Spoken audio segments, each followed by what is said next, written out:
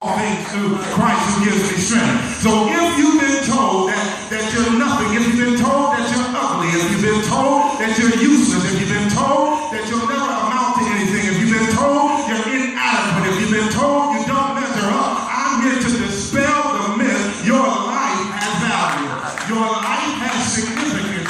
You got some gifts on the inside of you that nobody else has. You got some power inside of you to do something that nobody else has done. And so your life matters. Yeah, that's good. Your life matters. Because we got this treasure on the inside of us. And the most significant treasure for the believer is Jesus. Yeah. So, even being hard-pressed on every side, we can say, but I'm not crushed.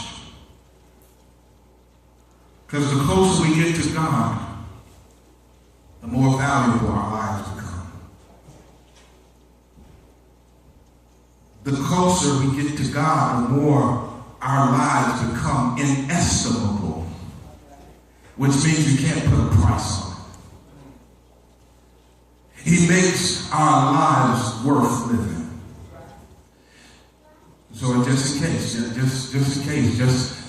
case somebody here felt worthless this morning, I stopped by to tell you your life has value. Your life has significance.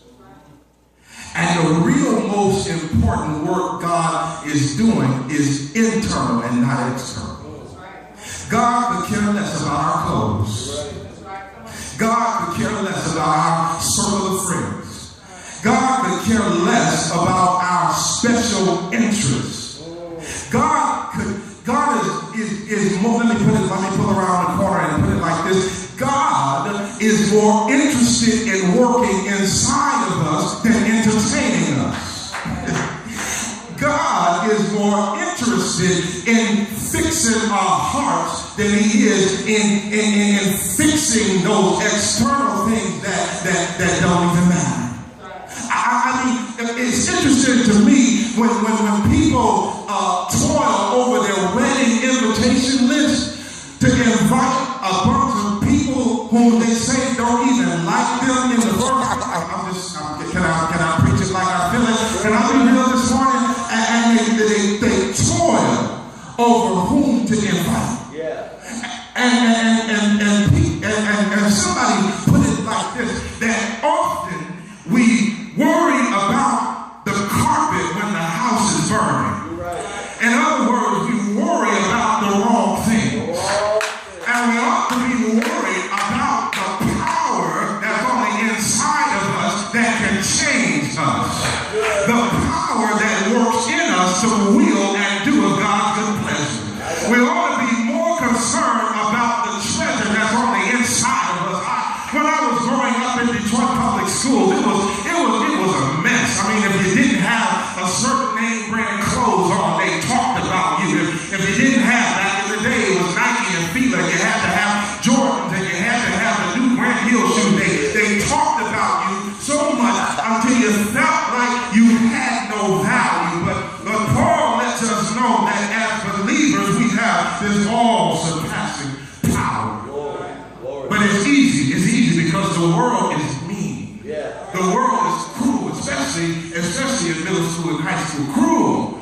Cruel. They will hurt you. They will talk about you. But once you learn who you mean to God, let me say it like this, what you mean to God. Once you learn what you mean to God and who you are, that you got power on the inside and the Holy Spirit working in your life, your attitude will change. You're right.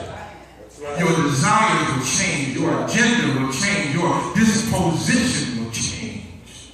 That's right. Once you realize that the external is not as significant as the internal treasure. Once you learn that there's value and significance in you. Then Paul, after he talks about the treasure, says, I want to tell you something. We're hard pressed on every side. Yeah.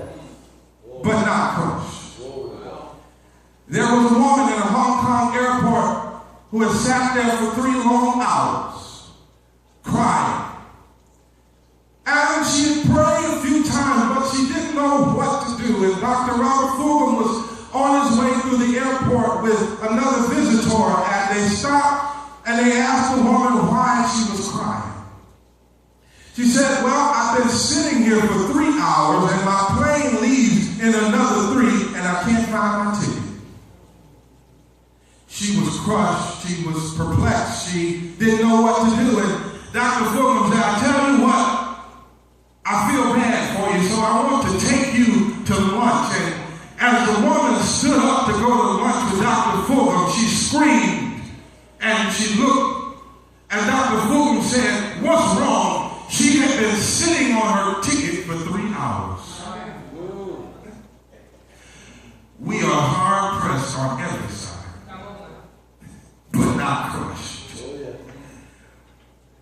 The woman was able to still catch her flight home, perplexed, but because God showed up at the right time, she didn't have to be in despair.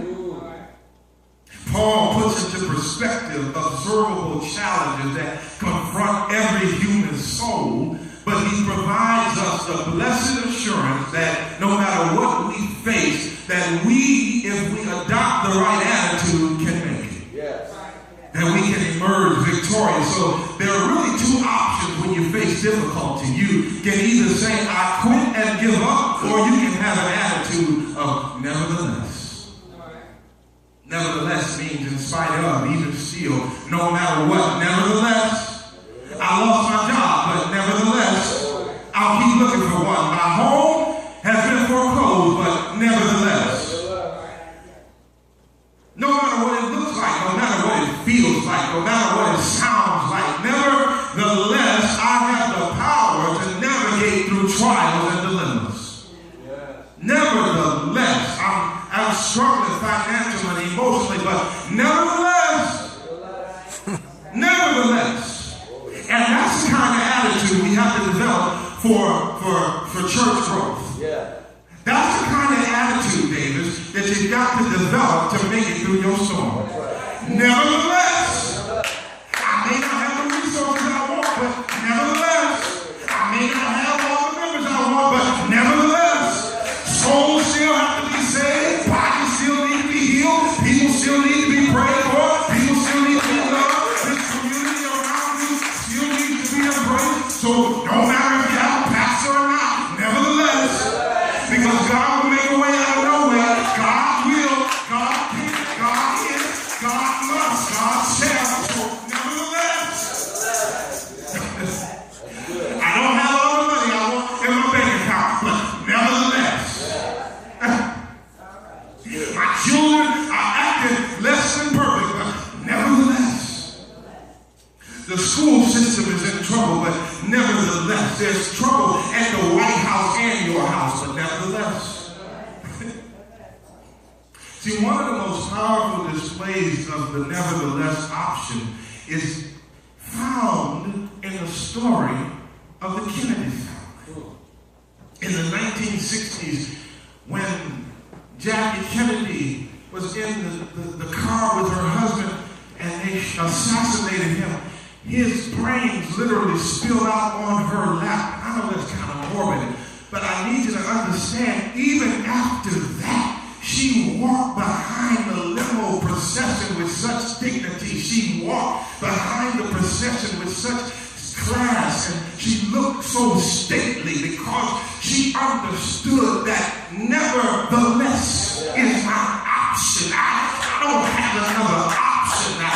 I've got to be strong. Civil rights issues are out of control, and my husband has been assassinated. So nevertheless, Coretta Scott King, whose dynamic husband was assassinated, and his only crime as being a drum major for justice, had an attitude of nevertheless, I'm going to sit on this front row with my children and watch my husband be stretched out in front of thousands of people, but nevertheless, she continued to fight for civil rights. She continued in the struggle for equality, for humanity.